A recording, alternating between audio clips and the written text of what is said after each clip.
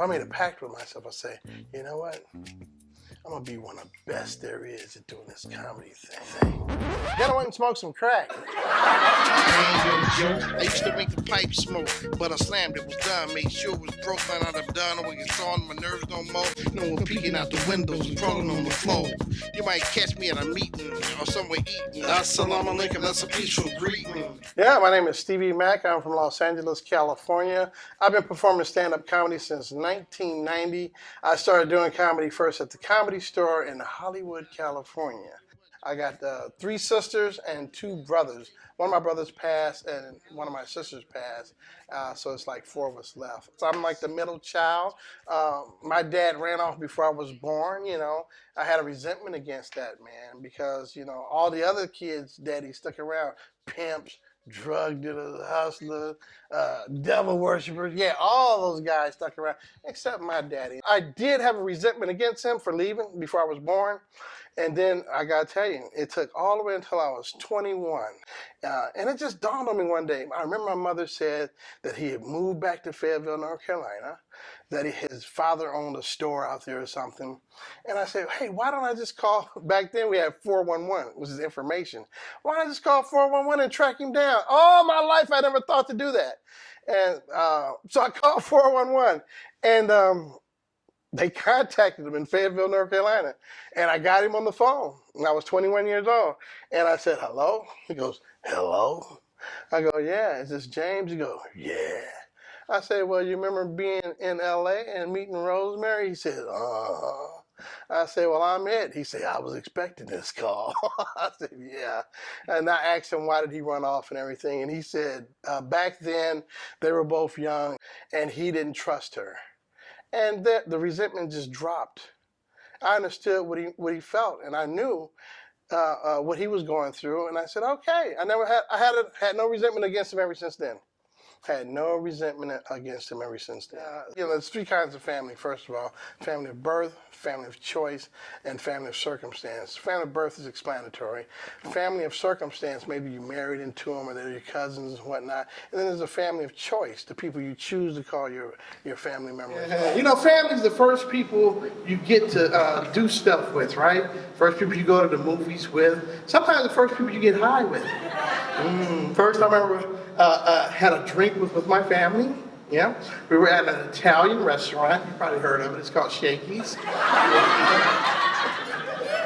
Had some of that purple drink, and it wasn't Kool-Aid. It was wine. That was alcohol. I thought it was Kool-Aid, and I got dizzy, man, and didn't like the way that made me feel. Addiction is hereditary or environmental, and sometimes it's both. And the environment I grew up in, everybody drank, and everybody did drugs. And so it was bound to happen, right? I'm going to experiment with what I see in front of me. Yeah. I mean, I've stumbled across drugs. First time I ever did Seconal, which is a downer, a pill, is I found some in a cabinet, and I thought they were hot tamale candies, and I ate a mouthful of them. And I spit them out because they wasn't, but it was already in my system, and I got loaded. So that's the first time I ever had downers, was because I thought it was candy. Yeah, what household does that happen in? Except the household where they're kept in a loose sandwich baggie in a cabinet. I was like, oh, here's where they're hiding the candy. So in terms of gangs in my neighborhood, the Crips had just started forming. That's how old I am. The Crips had just started forming. In fact, they wasn't even street names and stuff. They used to just write on the wall, Crip here, right? And so, yeah, I started hanging out with Crips in my neighborhood because that's who was there. In fact, we was formulating our first gang, but we were dedicated to being a band of thieves. We called ourselves hustlers. But once they started fighting and shooting with each other, now, some of the fighting I didn't mind. We used to fight with other rival gangs, fist fights. That was cool, man. Show up, yeah, that was fun. Yeah, I kicked his ass, right? And then the shooting started. I remember the first time somebody got shot, it was after a football game. And then this whole rivalry about shooting each other. And I go, hey, man, I'm not in it for this. I was along for the money, you know. And what happened eventually, I was the only one who was hustling, and they was always bumming cigarettes and weed off of me and drinks, and I started looking at this whole situation going, maybe I'm not like these guys anymore. Because I was dressing nice, wearing gabardine slacks, Godfather hats, you know. They were wearing khakis and looking like hobos. I'm like, nah, man, I don't dress like that. I'm wearing silk shirts, having jewelry and stuff. So anyway, I just got a Cadillac. I just went the whole pimping. You know, I'm going this way. Y'all going that way. So yeah, that's it. You know, this whole gangbanging thing, yeah, I'm done with that. And I was like gone. When I first started using weed, I was like 11 years old, and I was in the back seat of the car. We were riding down the freeway. My older sister and her husband's in the front, and they were smoking this weed, laughing. You know, pass the joint around. They were like, "Let Stevie hit it." And so I hit the weed, and I started laughing too. But then the vibrations of the highway was tickling my stomach so much, I started laughing hysterically. Ah! And so I had to pull the car over because I was trying to jump out the car on the freeway because it was just cracking me up so much I couldn't stand it. And that was my first experience with weed. So you think I'd not do that again, right? Well, there I was back again, eventually doing weed. I was in high school, and I could hear my footsteps like I was in an echo chamber. And then, for some reason, my footsteps synced up with my heartbeat. I was like, oh shit, if I stop walking, I'm gonna die. I had done weed off and on ever since then, all my life. And eventually I started selling weed and the whole shebang.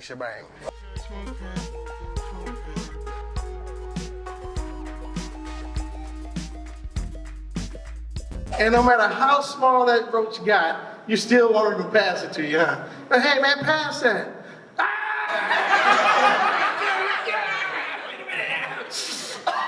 Where'd it go? Some good shit. Weed has always been the extra in this movie. It's not the main character. It's always been it's always the one that catapults me back into the hard stuff. So, for instance, when I stopped smoking cocaine, my head goes, well, you know, you didn't really have a problem with weed. So then I start smoking weed.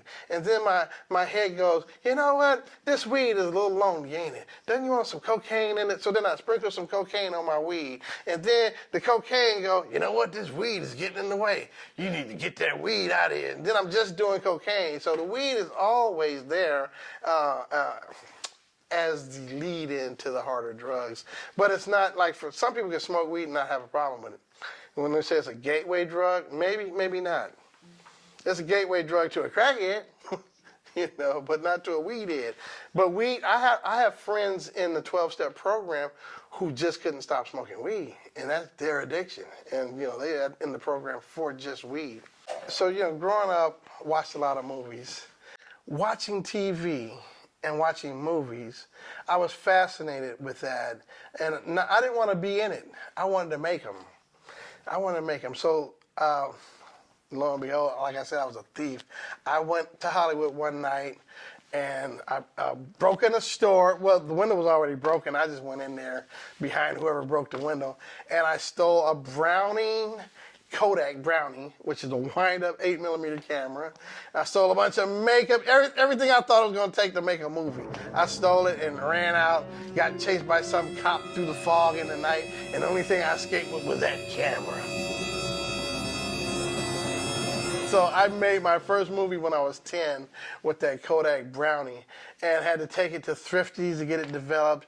And then I wound up stumbling onto the set of Uptown Saturday Night because they were shooting it in my neighborhood.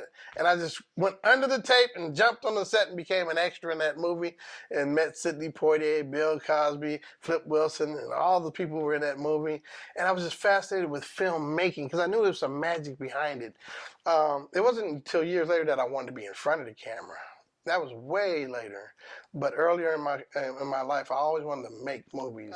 I was experimenting with drugs throughout the early part of my life. All the neighborhood kids had something, you know, whether it was pills or beer or weed, angel dust when it came out, PCP, and cocaine came later on. Cocaine came around around the 80s, but the late 70s for me. Late 70s, cocaine. The movie Superfly came out and made it look cool, and we all wanted to be like Superfly and snort some of that cocaine. You know what I'm saying? Only pimps and hustlers did it, baby. You had to have money to do that cocaine, and then later on, somebody figured out how to shake it up and subtract the cut from the pure and smoke it on the glass pipe, and that was freebase.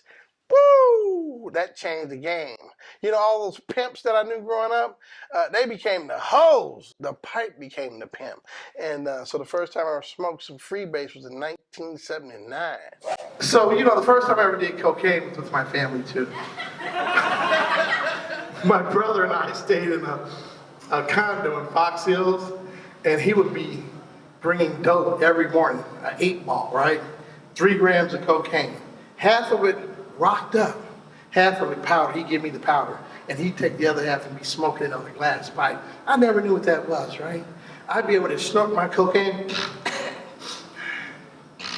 like a pimp. Yeah, baby. He's smoking his on the glass pipe, peeking out the window, talking about, shh, Stevie, shh, be quiet. Somebody out there. I'm like, ain't nobody out there, baby. You fucking my high up, too. One day I ran out of powder. He did this every morning. He'd bring that dope, I would snort mine up. So I started snorting mine up real fast. And one day he was smoking his, he said, you finished already? I think you're getting addicted to this stuff. Me getting addicted, right? Smoking crack. But it wasn't called crack then, it was called freebase on a glass pipe. And one day when I ran out and I was watching him, he looked at me and go like this. Wait, shh, somebody out there. I'm like, baby, ain't nobody out there. He's like, you want to hit this? And I was like, well, that is cocaine, and I am out. So I tried it. I took the glass pipe, I took a big old hit and blew a cloud of smoke out, and I was like, holy shit, somebody is out there. And I immediately started peeking out the windows and running to the curtains like him. Now, that whole smoking cocaine thing lasted throughout the beginning of my trying to make myself something in Hollywood. And while doing comedy in the 90s, a lot of my friends were going on to making TV shows and movies, and my career just wasn't going anywhere. And I was like, what's happening? Chris Tucker just got a movie with Jackie Chan. Guy Tori and them are doing TV shows on Def Jam. Why is my career not going everywhere? And I asked a friend of mine, I go, hey man, why are they getting all this stuff and I'm not? And he goes, because you're smoking crack. And I was like, I guess, the crack breaks don't help out, right? So I had to stop taking those crack breaks. Had to give it up. So now I'm sober 16 years, 9 months and 9 days. So when I was doing weed and stuff like that, it was fun. But once I started doing cocaine, I started doing stuff that I probably wouldn't have done if it was just weed or beer or something like that. Like, for instance, I always wanted to be a filmmaker, so I had a film projector, and I had a film camera. And once I started doing cocaine, I actually traded my film projector for some cocaine to a drug dealer. And I didn't really look at that as being a bad thing. It was like, okay, here's something that she would want, and she got what I would want. But if you look at what it really means in the big scheme of things, I'm trading my dreams for the drug, because my dream was to be a filmmaker. Here I am trading my film projector for the drug. And so that was just the beginning of a long slide into oblivion. My biological mother was my best friend. And I didn't care what she did. She did drugs. We eventually did drugs together. My biological father was, I believe, an alcoholic, because my mother was an alcoholic. Really, an alcoholic has to self-diagnose, but you can look at somebody and go, you got a drinking problem. And they both drank, and I'm sure that's where they met, drinking. Because she had told me stories about him being so drunk, he got out to bed one night and peed in his shoe. I'm like, okay, that's some drunk people shit right there. You peed in your shoe. Was I raised in an unstable environment? Yeah. my environment was very unstable, because my mother, when she wasn't drinking alcohol and doing drugs and stuff, she was very talented. She was a maid at Jack Warner's house, Mr. of Warner Brothers, and she was one of the first maids at the Bonaventure Hotel downtown when it first opened, Sheraton. She was also an artist. She was such a good artist. She had an opportunity to draw for Disney. But so, getting pregnant with these kids and hanging out with these unsavory characters kept her falling back into the ghetto life. And so with that being said, my environment was my mother was sometimes there, my grandmother was sometimes there raising us, and sometimes we were there just raising ourselves. There's always different people coming in and out of the house, and I could leave the house for days on end, and nobody would even trip because, no, that's just Stevie, that's what he does. I would leave and walk 20 miles to Hollywood from my neighborhood just because I wanted to be in show business or be in Hollywood. Even where is it? I would walk all the way to Hollywood going like, where are all these TV shows I'll be seeing on TV? Where are all the movie stars? And I wouldn't see them, so I'd steal stuff. I was a thief, yeah. So I would steal stuff and then walk all the way back with the goods or the money that I would come up on. So yeah, it was very unstable, the environment.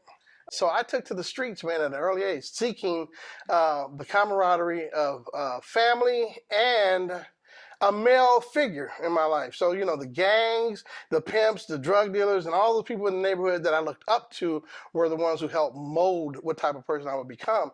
That's why on my journey to entertainment was detoured big time because all these other things seemed more appealing to me at the time until I discovered what is it I really want to do. And it wasn't that, but I had done all those things, and had become good at those things. They say, ooh, he started hanging out with a bad crowd. Well, I was the bad crowd. I was the bad crowd that people started hanging out with.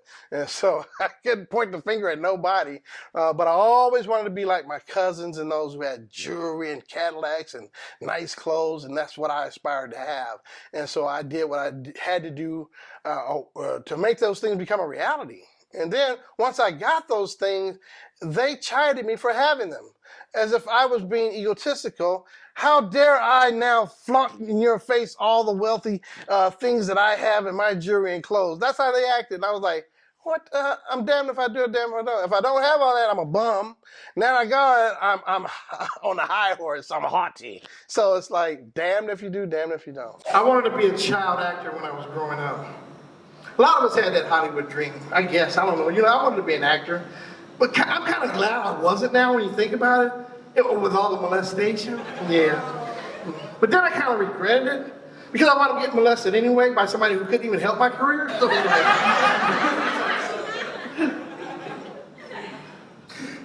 I had a piano instructor.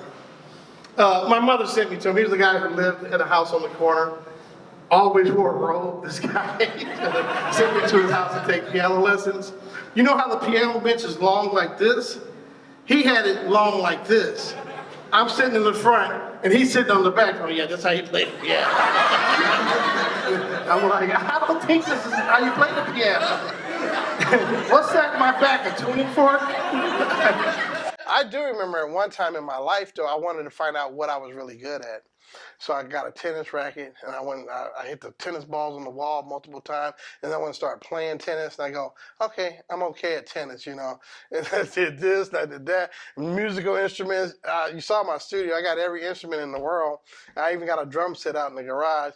I'm okay at all that stuff, but I'm not the best, But so when it came to comedy and acting, I was really good at that. And so I said, you know what? This is something I can really do. Also, art, I can draw really good and paint. So some of these things that you find, and poetry. So I'm an artist. I'm an overall artist. So in every sense of the word, in terms of acting, singing, dancing, drawing, painting, I'm an overall artist. So I express myself through creativity, and comedy is one of those mediums through which I express myself, and I love doing it. But every time I get ready to go on stage, I swear to God, man, I look at the audience, I question myself and go, why did I ever get into this? Because it's like you get the butterflies, right? You get a little nervous, like, why did I even pick this as a thing to do? But once I pick up that mic and they start laughing, I go, this is why. This is why I do it. It's an addiction. Dopamine. It's a rush. So they say addiction is either environmental or hereditary. And I believe it's both environmental and hereditary. You could have people from a family that nobody gets high, but this kid comes out being a drug addict. Why is that? Because addiction is what it is. It's an individual. So when it comes to experimenting with drugs and alcohol, I can't blame anybody. I mean, I'm the one who went to it. It didn't come to me. And, drugs now gonna walk up. Hey, you want me to jump in your body? No, I was inquisitive. I want to see what it was like, and I went and did it. If I was to blame anybody for me getting involved in drugs and alcohol, I'd have to blame me. So with what about cocaine and pills and everything?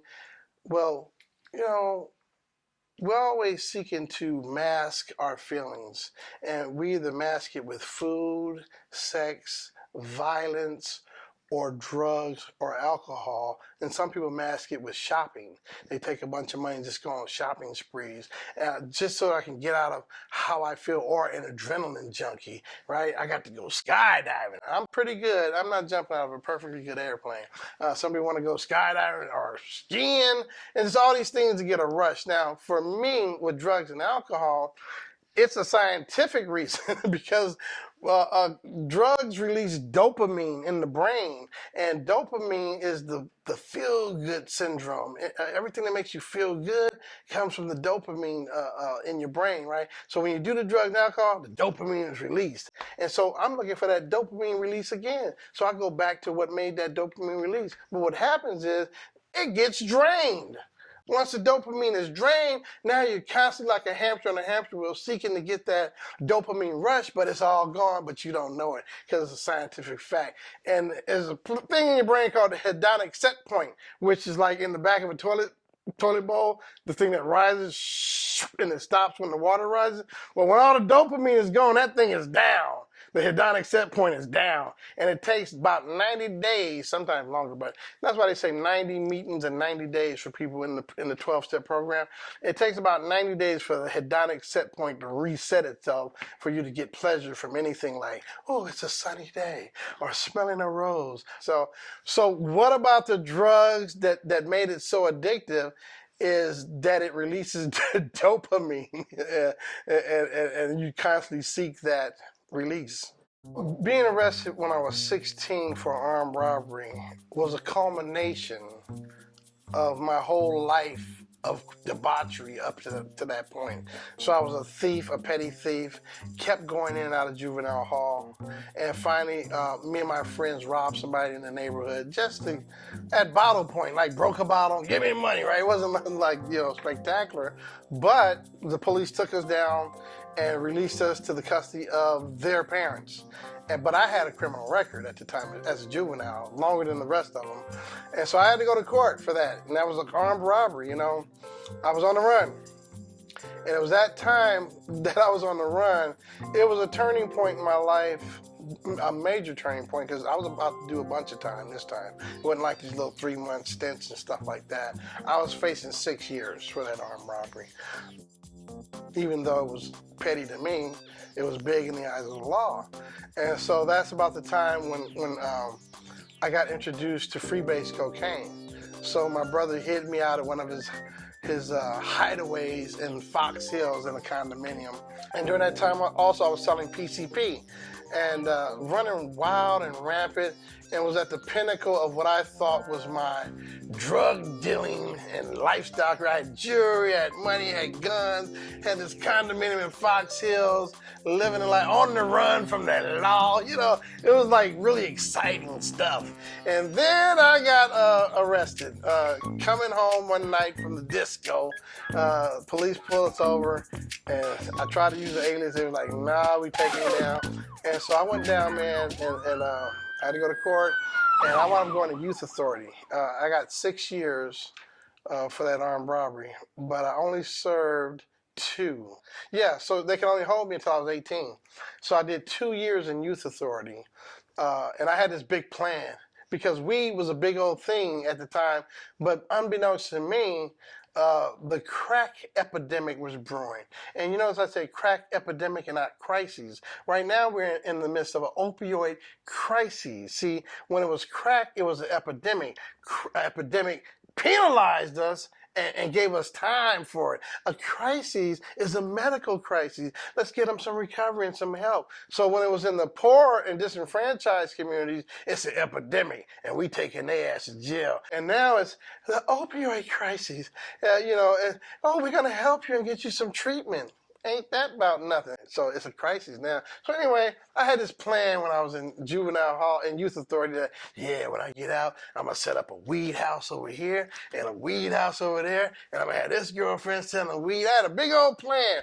2 years went by, I got out. Weed wasn't the popular thing. It was crack. And man, I didn't set up any crack houses. I set up in some crack houses because there was, once again, experiment with crack cocaine.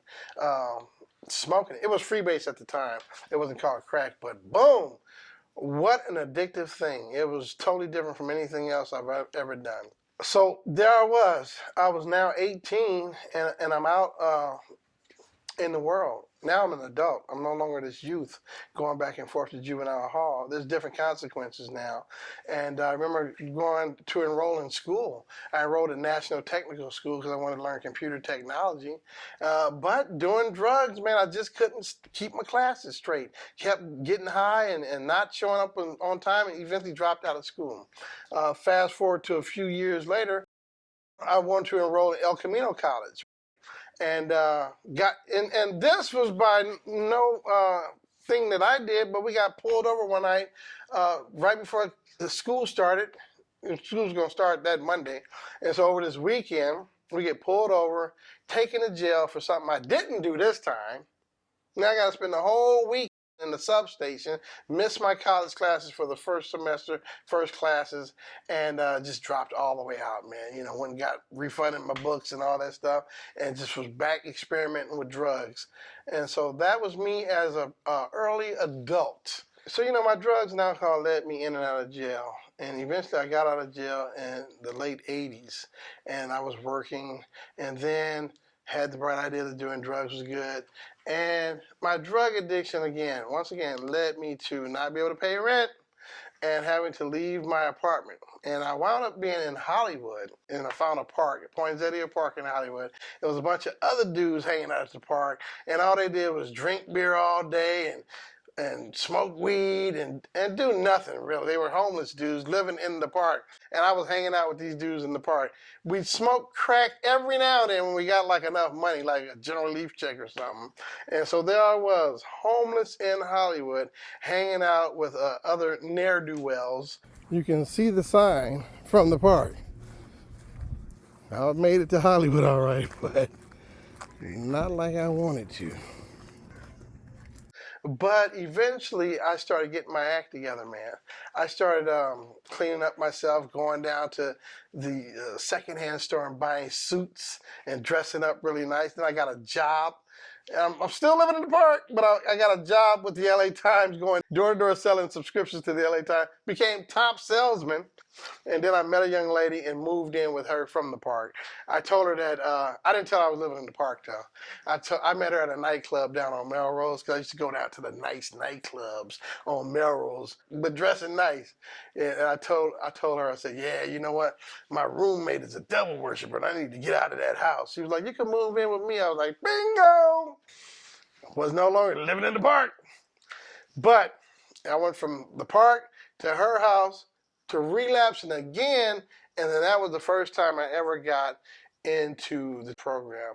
It was like when I was living in the park, this dude told me, hey man, there's a 12-step meeting up at the church on Fountain in Fairfax. I was like, so? He goes, they got free donuts. I was like, what time is that meeting? So I used to go to that meeting just to get the free donuts and coffee, but I would hear the message. And so when I relapsed living at her house, she goes, what's your problem? I go, I need a program.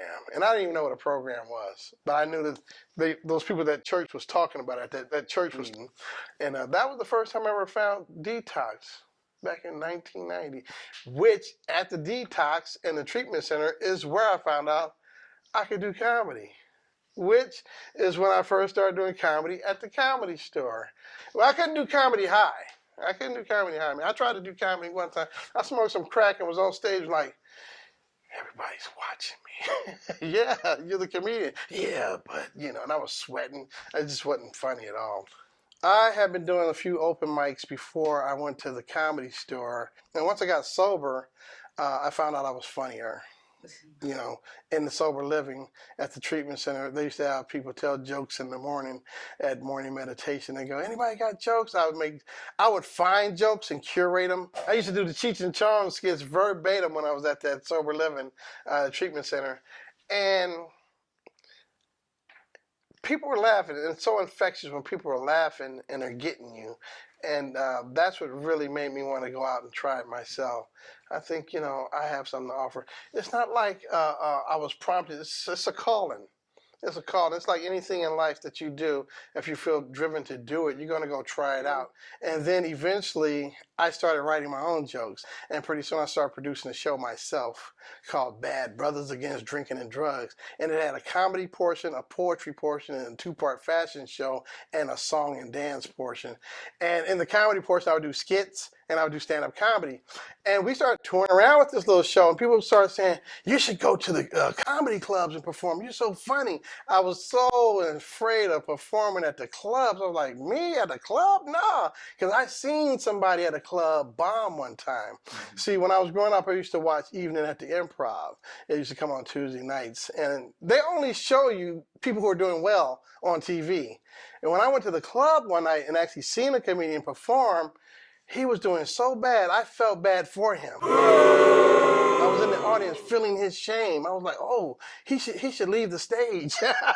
I had never seen anyone bomb in person, so I had that fear deep down inside that, I wouldn't be received. But September, maybe 3rd, 1990, I went down to the Comedy Store. And so when I went on stage, it was dark, and the lights were in my eyes. I couldn't see the audience, so I just started riffing on my material, stuff that I had written and stuff that I was doing at the treatment center, and I heard laughter. That's all I could hear, people laughing. I was like, holy crap, they're laughing at my stuff. This is great. And then I started doing it more and more, open mics at the Comedy Store, the Townhouse, and then I started getting booked on shows, and it was like, I got addicted. I remember one night going to the Mondrian Hotel across the street and overlooking the city lights and looking at the city going like, yeah, I'm going to become one of the best at this. And then I went and smoked crack, and everything changed.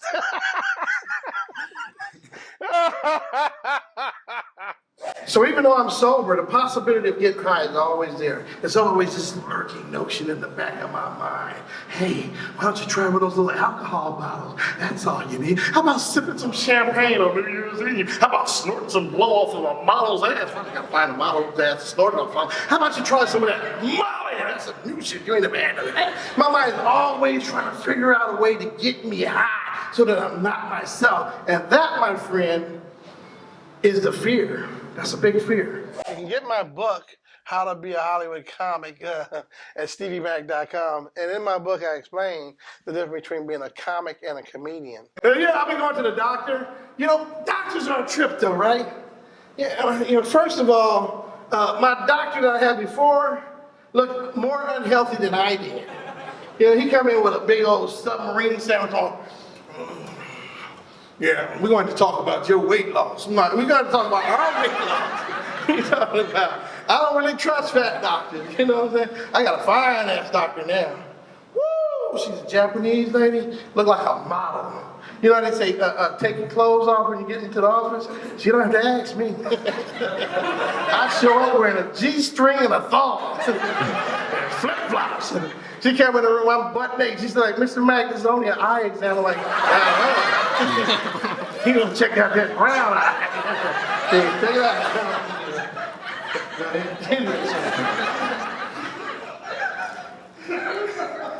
I think my scale be lying. You know why? My scale at home says one thing, and the scale at the doctor's office says something else. What's going on here? So I take my lion-ass scale to the office. Hey, tell me what you told me at home. So I get on the scale. When I get on the scale, I jump off when I see a number I like. I go, ah, it's not good. Yeah. Am I the only one who gets butt naked before he weighs himself? I take off everything. Shave my hair, everything. I get butt. Take a back alley hobo shit. Make sure everything's evacuated. Pee several times before I weigh myself. My grandmother was funny naturally. She would just say stuff that would just make you laugh your ass all right. It was how she would tell a story. And then they come in the house, and so it's the how she said it that made it funny. But also the thing that she's talking about is funny too. And that's kind of what I do with my comedy. I tell a funny story, but in a funny way. And so everybody ain't for the stage though. And, you know, like especially like in black families, that's why it's hard. Like if you go to do comedy with a black audience, it's harder to make a black audience laugh. Now, some people might say it's not, but it is because black people grow up in funny families, and their uncle's funny, their mama's funny, and so when you go to perform for them, they're going, all right, so what you got? You know, they get all like, make me laugh, partner. You think you funny? That's a challenge all of a sudden. Oh, now I gotta make you laugh, huh? So it's harder to make people laugh who grow up around funny people who are maybe funnier than you. My uncle funnier than you. You know, context is the key to all of it, and knowing your audience is definitely. You know, I had an audience last week that, like I told you, this unruly audience, man, and it was like no matter what I was saying, like you have to know: is this an Alizé audience or is this a 40-ounce audience? And what I mean by that is that. Well, you know, the Bible says, cast not pearls unto swine, which means don't give something of value to somebody who don't appreciate it. And so if I'm giving a certain type of intellectual comedy to an audience that's not an intellectual audience, I'm wasting my time. They want to hear some booger nose fart jokes, you know. They want to hear something about what's going on underneath the clothes and whatnot. Now you got to tell them all them kind of jokes right there. Mama so fat jokes. They want to hear all that right there, right? When you look at your life, the way I look at my life, I started out as a thief, a taker. I wanted to be a filmmaker eventually, somewhere in there. Wound up exploring with drugs and alcohol, gangs, jails, institutions, damn near death. Getting back full circle to wanting to be a filmmaker and doing stand-up comedy is where I'm at now. But it took all of that. You know, you're a sum total of what you've done to this point. And it ain't over until they put the dirt on you in the grave, right? And so where I'm at now, I'm at a position where I can give back. We're making a film now. We're doing a documentary. I'm with students from the film department at Loyola Marymount University, which I'm proud of. And so here we have an opportunity of giving and taking, that the youth is giving to me some energy to make my final push. And I'm giving you some history so that as you launch, you have that fuel to go on to your journey with. And so it's sort of it's a yin and a yang, which is a beautiful thing. I wouldn't trade my life for anything, the good and the bad, because had I not had the bad experiences, I wouldn't know the good stuff. And my darkest past is actually the light to guide someone into the future, because somebody's going through something right now who need to hear the stuff that I have to say. And if I could be of assistance to somebody with the words and the experiences that I've been through, that's what I'm doing. So I use my comedy as a tool to help heal, and I use my filmmaking as a way, and it has, you know, and my wife is always telling me, it needs to be funny, like if I'm trying to tell a news story or any kind of story. But, you know, it's like, okay, but I'm also a dramatic actor. So everything ain't gonna always be funny. But I understand what she's saying because I am a comedian. So if I'm driving the car as a comedian, because everything else follows that, right? I'm a conscious comedian. But, you know, I'm not a clean comic. I'm either squeaky clean or strip club nasty. It depends on the audience. So I do churches and I do strip clubs. I've never done a stripping church. Not yet. That'll be an interesting one. Go to a church where they're stripping. If you know one, let me know. There's always the danger lurking around the corner with addiction, because if I'm not on my P's and Q's, my head will try to figure out a way for me to get high again. And that's dangerous. Everybody who's an addict needs to know that there's a lurking notion that, oh, well, well, it ain't gonna be THC, it'll be CBD, okay? Well, ooh, this is a non-alcoholic beer. And it's always trying to ease you back in to doing something, which is making a concession. And once you make that concession, you take a bigger leap. You start crossing lines, man, pretty soon you're all the way over here and you look back and be like, damn, here I am again, stuck. So in order to not get stuck, I need to stay in the thick of the herd, which I mean is my program, my 12-step program. Keep doing what I'm doing and keep making them laugh. And I better do something every day for my sobriety, or else my disease is going to do something to me. If I'm not working toward my sobriety, I'm subjecting myself to another relapse. And we don't want that. Because I might be in your house to this shit. And helping you look for it. Thank you, everybody. Thank you, everybody. That's my story. I'm sticking to it. Because I ain't your joke. I was born, no silver spoon. Slept on the floor, didn't have a room. Hit the world with a chip on my shoulder. Started as a pebble but became a boulder. You got in my way, you got ran over. Flipped the script, hit all the stages. Became a head turner, earned all the wages. Stevie Mack's on the road, back to back. Just booked my biggest show. And then I smoked crack, got trapped in the hood. And then I smoked crack, did the best I could. And then I smoked crack, and I tried to flip it, but then I followed the sack.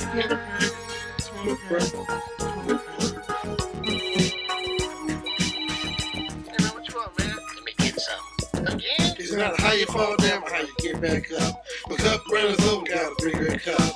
I ran through the valley of the shadow of doubt. Either up, chuck, coming, it was straight crapped out. Blackjack 21, hitting licks, having fun. On my way to the big audition. Hopped in my car, key in the ignition. Hit reverse, man, I took a look back. Then I smoked crack, got trapped in the hood. And then I smoked crack, did the best I could. And then I smoked crack, and I tried to flip it, but then I followed the sack.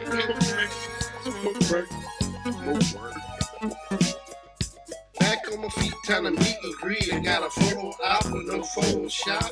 Been through the ringer, shot through the grease. Crawl from the bowels of the belly of the beast. Hit dry land, kiss the sand, and promise that I'll never ever do that again. But my memory's short, promise is broken, and like a broken stove, uncontrollable smoking. It was all a bad dream, and then I woke it. Hopped out of bed, said that was whack. And then I smoked crack, got trapped in the hood. And then I smoked crack, did the best I could. And then I smoked crack, and I tried to flip it, but then I followed the sack. Smoke crack, smoke crack. And then I smoked crack, got trapped in the hood. And then I smoked crack, did the best I could. And then I smoked crack.